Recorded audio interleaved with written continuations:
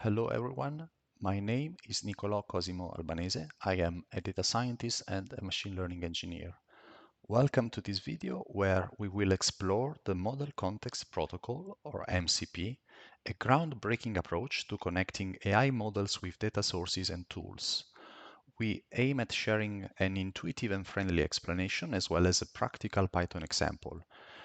Today's AI assistants are incredibly powerful, but they require precise implementations to access data and systems where your information lives. MCP aims to solve this problem by creating a standardized way for AI models to interact with external tools and data sources. Okay, let's start. First and most important question, what is MCP? Followed by why does it matter?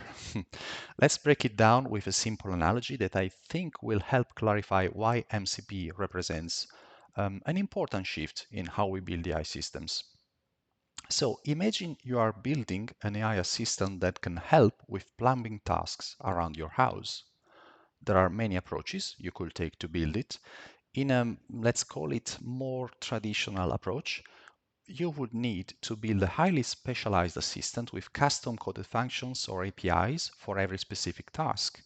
So you do access resources, but not in a standardized way.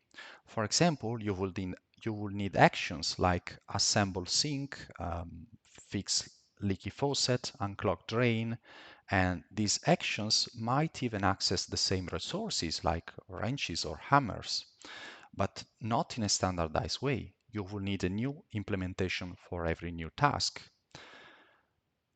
For each new plumbing task, you will have to anticipate it in advance and code a specific function or API or class. And if a novel situation arises that you didn't program for, your AI plumber would be unable to accomplish the task.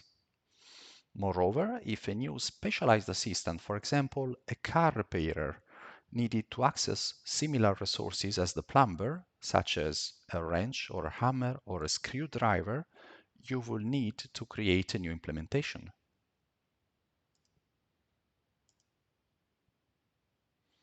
With MCP, instead of defining specific actions, you provide the AI with access to a set of general tools.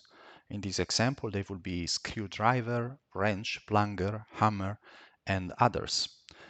The AI can then decide which tools it needs to accomplish any plumbing task, and when faced with a leaky faucet, it might use the wrench. For a clogged toilet, it might choose the plunger. The AI figures out which tools to use based on the context of the problem. Now, in higher detail, an MCP agent is composed of an MCP host. Hosts are the programs like IDEs, chatbot applications, or AI tools that access data through MCP. Then MCP clients, and these protocol clients that maintain one-to-one connections with servers. And then MCP servers, and these are programs that each expose specific capabilities through the standardized Model Context Protocol. And in an application, we can have one or multiple MCP servers. And as you see on the right, at its core, MCP creates a clean separation between the AI agent logic and the tools it uses. Using the previous plumbing analogy, we can imagine the MCP servers as our toolbox. And this decoupling between agent logic, and data access is powerful because first, multiple AI agents with different purposes can share the same set of tools. Second, tool developers can focus on building high-quality tools without worrying about how they will be used. And third, organizations can standardize their data access patterns through MCP servers. In fact, MCP servers might become a standard component in data infrastructures for AI management, similar to how APIs have become standard for web services. Okay, now you might ask, why having yet another protocol for generalized access to resources? The answer lies in these key advantages that MCP brings to AI systems, and these advantages are only a subset of all the potential benefits of MCP. First, MCP provides unprecedented flexibility. AI agents using MCP can solve problems by creatively combining available tools.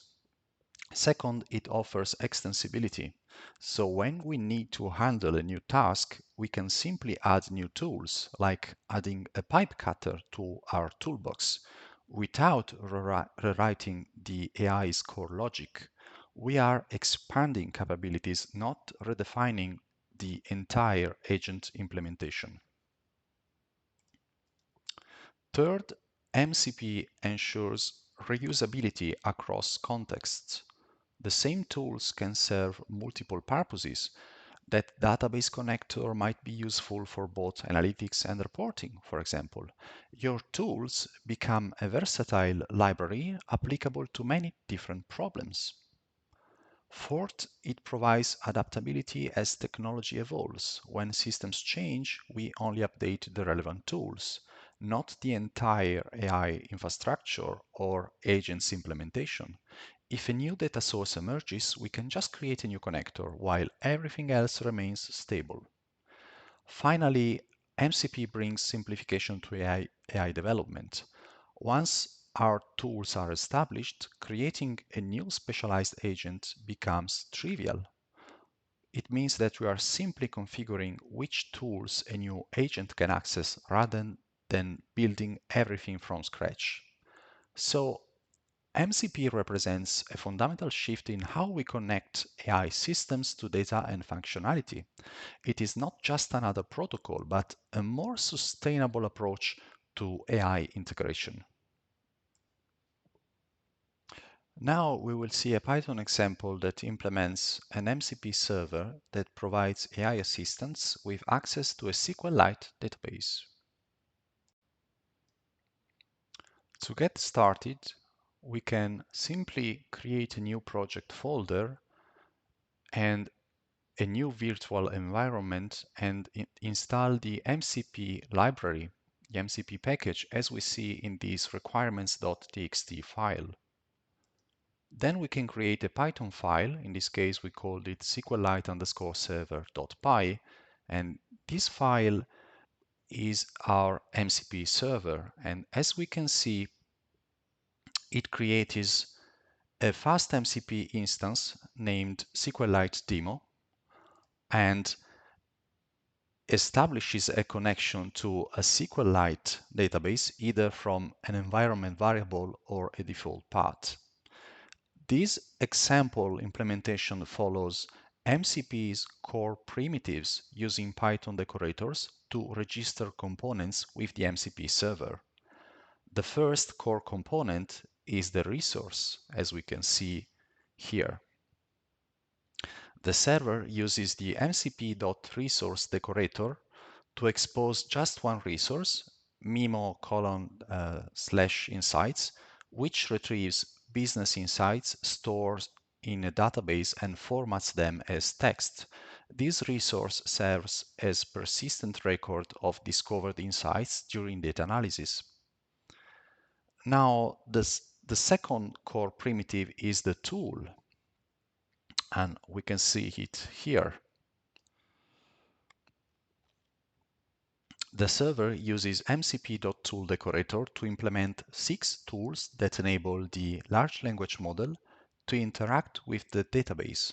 At first, we have schema tools. In particular, create table, list tables, and describe tables for managing database structures. Then we have query tools. These are read query for select operations and write query for insert, update, and delete operations. And finally, we have an analysis tool, the append insight, for adding new business insights to the database. And this design intentionally exposes only insights as a resource while leaving other database operations as tools.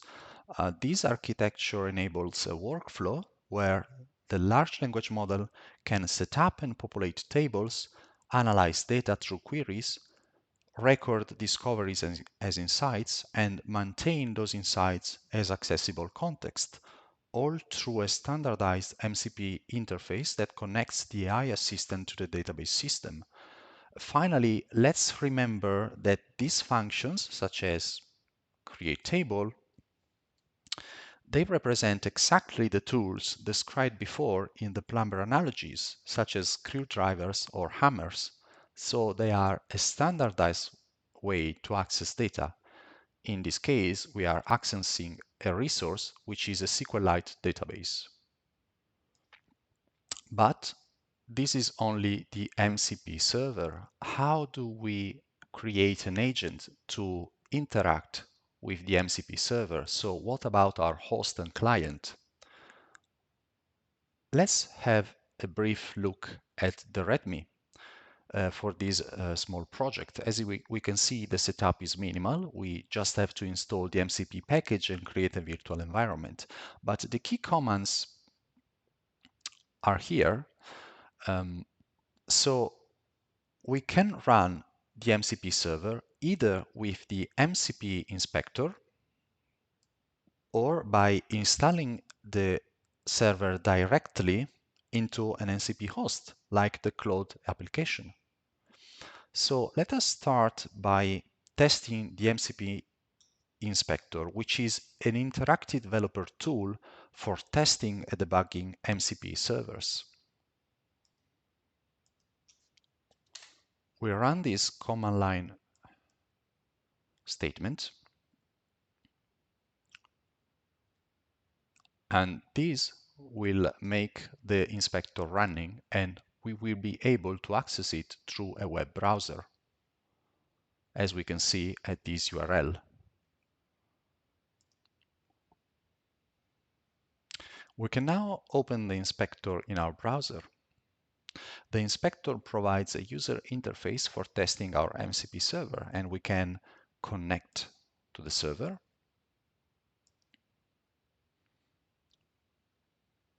We can list available tools, and we can execute tools with different parameters. For example, we can try to list available tables, and we see that there is a table called Insights and another table called Sales. So we can test how we can execute tools using our MCP server. Let's try to describe the sales table and see how it is composed of different columns with different data types. We can also try to run a query.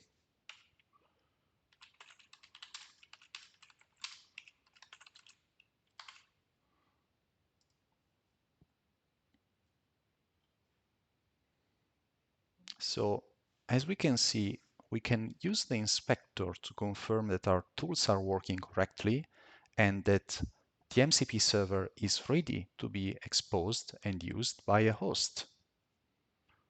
Now, let's try to see how we can use the MCP server with an AI assistant. In this example, we will use the Cloud application, which is a desktop application which can be downloaded from the web for free. And we can install our server inside the Cloud application running this command, which I already ran. Now, after opening the application and after activating the developer mode, we can start a new chat, and we can see our tools available at the bottom of the message box. By clicking on the tool symbol, we can see exactly the tools that we made available through the MCP server. And we can see also from which server the tools are made available. And as we said, we could connect an AI agent to one or multiple servers. Now let's ask Claude some questions. For example, let's ask Claude to describe the sales table. Claude will use our describe table tool to fetch the schema and explain it to us, which is exactly what we were expecting, as we saw before in the inspector tool. And we can look for trends from 2024 to 2025 in the sales data. Here, Claude will use our red query tool to fetch the sales data, analyze it, and provide insights about the trend. And as we can see, we could easily access through the MCP protocol to data stored in a SQLite database, and we can use it to perform data analysis tasks, such in this case. And we can see quite a complex and complete analysis provided by Claude through this interaction. And this simple example demonstrates the potential of MCP-enabled AI assistants to become truly autonomous agents for data work. By connecting AI models directly to data sources, in a simple way, we are opening the door to AI-powered data engineers or data scientists that can independently perform complex analysis, create ETL pipelines, build models, and generate insights, dramatically accelerating productivity in data-intensive fields. As we have seen in this simple example, MCP represents a significant shift in how AI systems interact with data and tools. By standardizing these interactions, MCP opens up new possibilities for building more capable, flexible AI assistants. And this approach is likely to stay because it solves a fundamental problem in AI integration: how to give models access to the data and functionality they need without building custom implementations and connectors for every use case. And more importantly, how to standardize access to resources and data. And I think that in the coming months, I expect we will see MCP servers become even a standard component in enterprise data architectures that enable AI use cases, providing a secure, standardized way for AI systems to access organizational data and tools. And thank you for watching this introduction to MCP. I hope you are excited about this technology as I am, and I encourage you to explore the resources at github.com/model context protocol to start building your own MCP servers and integrations. And also at the GitHub URL, you may also find official MCP servers, which you can already use. And if you find this video helpful, please like and subscribe for more content on AI.